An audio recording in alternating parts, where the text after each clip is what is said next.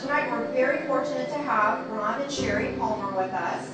Ron is a constitutional scholar. Both Ron and I mean, the whole child custody situation in divorce is about to be turned on its head. Everything.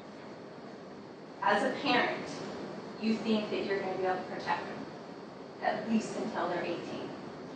You know, from being in situations that are going to hurt them, especially from people that you believe to carry out.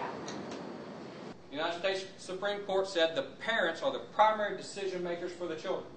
Primary, number one, first, not the state, right?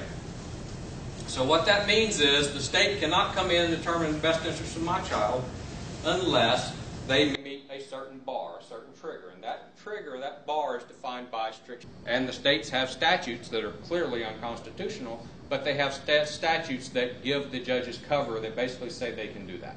Unfortunately, family law is just a horrible place for a constitution. It doesn't exist. So, what do? You hire an attorney.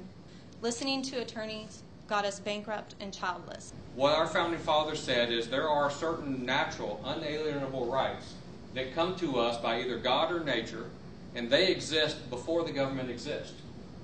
And our founding fathers very clearly said we came together to create this government not to grant our citizens rights, but to ensure that our citizens get those rights against all of the people that are trying to take them away. Is this court saying they're going to treat me differently than they did a married parent? And so you just put those ideas out there because... And it's going to be a watershed when it happens. It may take us several years to get enough people pushing this and talking about this, filing this in their pleadings before it catches hold, and these courts realize they can't keep this lie up anymore.